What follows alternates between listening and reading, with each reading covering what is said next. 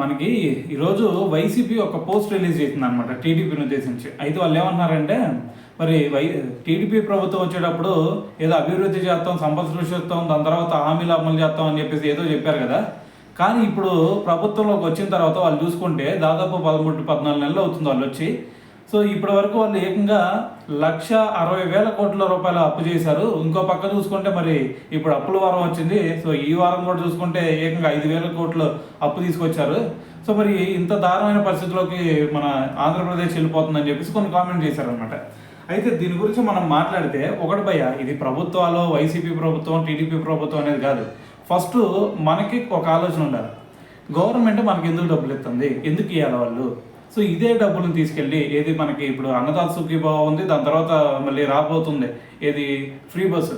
So ఈ రెండింటికి పెట్టే డబ్బులు మనం తీసుకోకుండా అందరూ ఒక తాటి మీదకి వచ్చి మాకు పోలవరాన్ని పూర్తి చేయండి, పోలవరం మీద ఈ డబ్బులన్నీ పెట్టండి అంటే సో వేరే నెక్స్ట్ లెవెల్లో ఉండిపోయింది. ఎందుకు మనకి పోలవరం కనుక కంప్లీట్ అయిందంటే ఆటోమేటిక్గా సంవత్సరం బారికి నీళ్ళు ఉంటాయి. సంవత్సరం బారికి నీళ్ళు ఉంటే ప్రతి జిల్లాలో ప్రతి ఊర్లో మరి 2 పంటలు వేసుకోవచ్చు. 2 పంటలు వేసుకుంటే ఆటోమేటిక్గా సంవత్సరానికి 2 సార్లు మనకి డబ్బులు వస్తూ ఉంటాయి.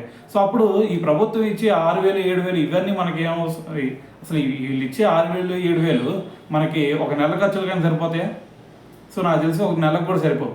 సో ఇవన్నీ పక్కన పెట్టేసి దాదాపు ఇప్పుడు చూసుకుంటే ఈ పథకం ద్వారా ఏకంగా 48 లక్షల మంది రైతులకి ఉపయోగం చేకూరుతోంది.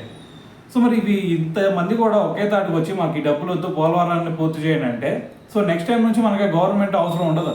ఎందుకంటే ఆ నీళ్ళు వస్తా ఉంటే నీళ్ళు వస్తే పంటలు పండించుకోవచ్చు, పంటలు పడితే ఆటోమేటిక్గా మనకి డబ్బులు వచ్చేస్తాయి. అంటే మన డబ్బులు మనమే సంపాదించుకోవచ్చు.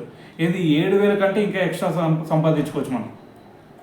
సో కాబట్టి దీని గురించి ప్రతి ఒక్కరు కూడా ఆలోచించాలి. అటువైపు విమర్శలు గుప్పించడం కాదు, మనలో కొంచెం చైతన్యం వస్తే బాగుండేది.